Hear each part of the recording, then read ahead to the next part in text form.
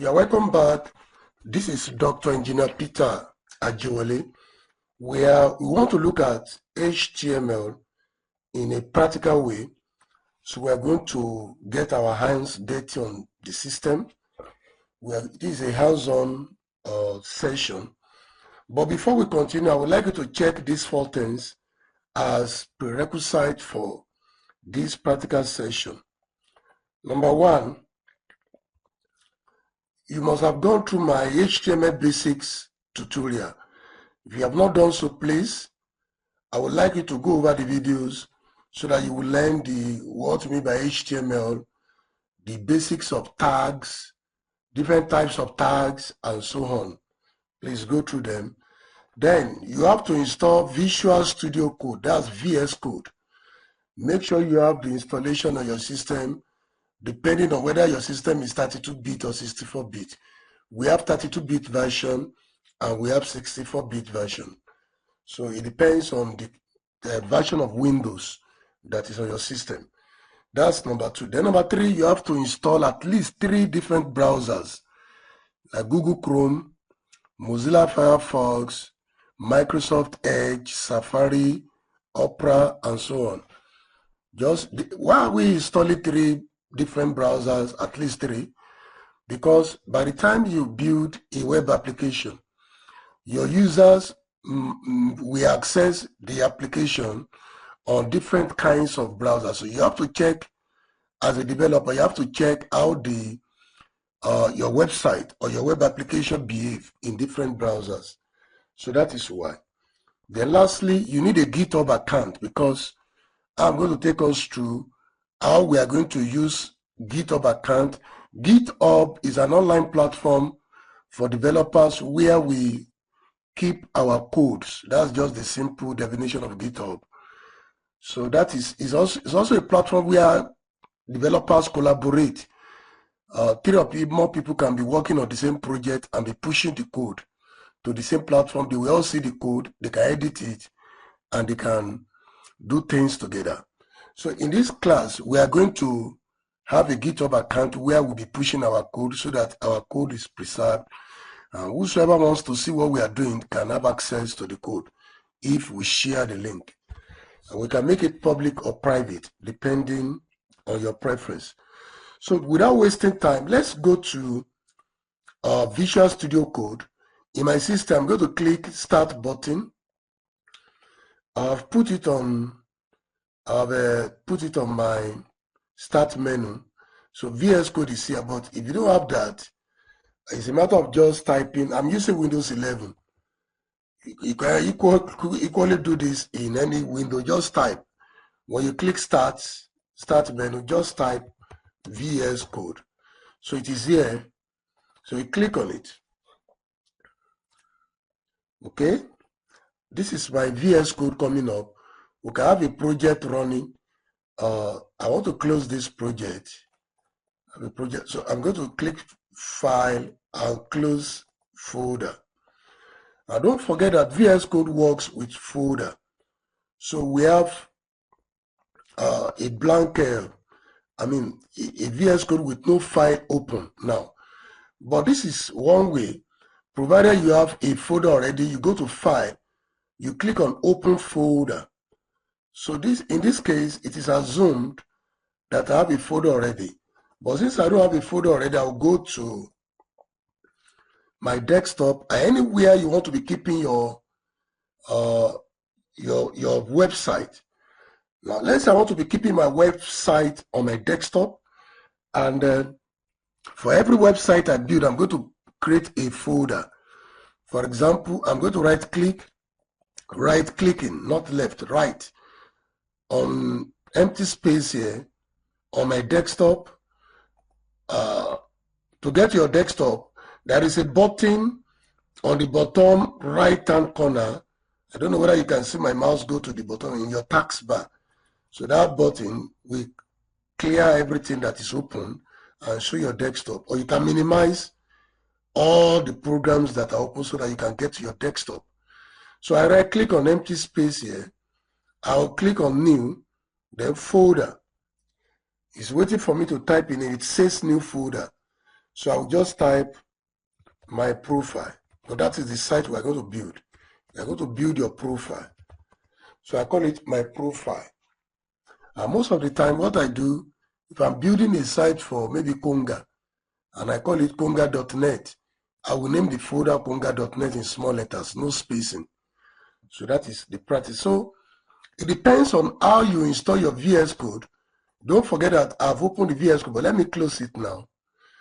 If you install it properly, when you are installing VS Code, there are some check box that you need to check. If you didn't skip that, you can open your VS Code using the context menu. What do I mean? You can click on this folder, right click, because this is Windows 11, I have to click show more button. But if you're on Windows 7 or 10, when you right click like this on the folder you created, you don't need to click show more, but everything like this will show. You see open with code. So when I click on open with code, the folder is opened right here. So you see my folder opened here, turn to capital letter. That's how VS Code behaves with your folder. But let's say during the installation, I skipped some things. I didn't install VS Code in totality as I should. I can go to start button, click start button on my system, type VS Code and launch it like I did initially. Okay, let me close this folder. Let's behave as if, let's assume you are launching your own. Your own is like this. You can open folder here, look at the welcome window. This is welcome window, the welcome here. You can open folder here, or you go to file, open folder. Then I need to locate that folder. It's on the desktop. Look at the desktop here. It's on the desktop. You click on desktop. Then you locate the folder. I think I call it my profile. My profile. My M. Okay, it's not arranged alphabet. It's arranged according to the latest file. It's on the top here. At times you may have to click on empty space, right click. You right click and sort by, at times maybe by name. That would be alphabetical. Then my folder is here. So you click on it and you click on select folder. So that is another way to open your folder. I think I prefer using the context menu. You right click and select open with code. That's the easiest for me.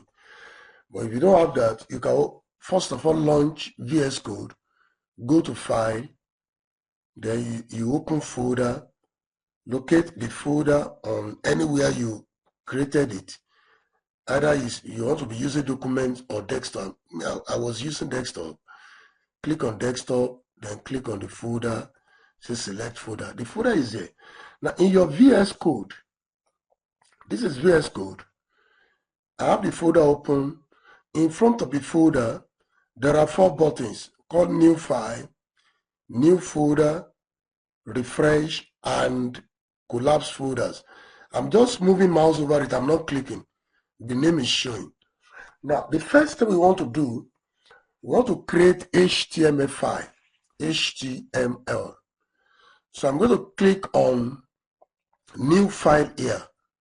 Don't forget these icons, they look similar. Look at the mouse, they look similar. But the first one is new file. The second one is for creating new folder in your project file. So in this project file called my profile, all I want to do is just to create a file. I will click on it. This box comes up. Then you type the name. The first file in most of websites is index. We call it index. Well, you can call it anything, but that is the convention.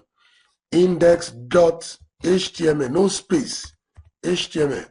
Immediately I do that, you see the symbol, the icon of HTML coming up, opening and closing tag. Look at it here. Maybe I should zoom, Ctrl+. Okay. Now, you see less than and greater than symbol. That is the symbol of HTML. I look at the name of the file. I can call it, I can say ajewole.html, but that will not be fine. The first file, call it index.html. If you are using Microsoft technology like ASP.NET language, they will say default.html. But here we're going to be saying index.html. So whenever you create HTML document, this is how you name it. The name of it, they say .html. Then you press enter. Good. When you press enter, you have this. Well, I have this statement generator because I've installed some extension to this VS Code, some AI extension. You may not have this in your own workspace. This is the workspace. And look at, initially I had welcome, now I have index.html opened. Now I want to teach us some trick. But before that, don't forget HTML skeleton. That is where we're going to start from. The first tag is document declaration tag. Now there is auto completion in VS Code. So it's helping me to complete it. Say exclamation mark, doc type, HTML. Then we have HTML itself. There is auto completion, is helping me to close it. Then inside the HTML, if you don't know this, please go and revise my video on HTML basics. Then we have head tag. Inside the head tag, we have the title tag. That will be, just give it a title, my profile. You know, the content between the opening title and the closing title is my profile here. Then immediately after the head section, we have body. The body tag is what shows what people will see in your website. So what do I put? I will say, I will put a heading tag, H1, heading 1.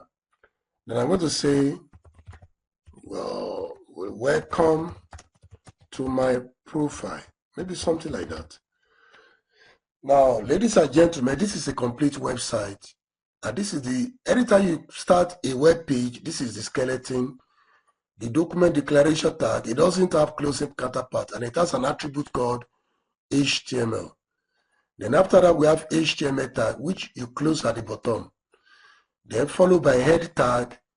Inside the head tag, we have title tag. This is nesting that I explained in the previous video. Nesting. When you nest some tags. Then after that, you close the head tag, then the head tag and the body tag, both of them are siblings of HTML tag because they are inside it. They are nested inside the HTML tag. Okay? Then, in the body tag, that is where we put the content that people will see.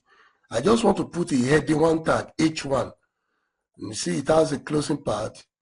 So make sure you close your tag. So this is the simple skeleton of any HTML page. So I'm going to click save. You click save, but in order to save yourself, saving all the time, go to file and make sure you enable auto save. Make sure there is a mark here so that you don't need to worry about saving. Now, I've saved it. How do I launch it? There are 2 ways. The usual way is to go to your folder that you created, open it, double click it. You see the index here, then double click the index. It depends on the configuration of your system. It's asking me that, which app will I use? I'm going to click Firefox and I will say always. Okay, it depends on the browser. You see, welcome to my profile. So this is the H1 tag here. So if I change it to H2, no, I change it to make sure that the closing tag also changed to H2. And I go back and I refresh. You see, it becomes small. Now, if I change it to H6, make sure the closing tag also changes to H6. And I go back and refresh. You see, very tiny. So that tells you that H1 tag gives us the largest font, while H2 becomes smaller, H3, H4, H5, H6. 6 of them, we call them heading tag. And their number will tell us the size we will get. You can see that H6 gives us smallest font compared to H1, which gives us the largest font, like that. So I'm going to stop here. In the next video, I will take it further. I'm going to learn more about HTML. Thank you for listening.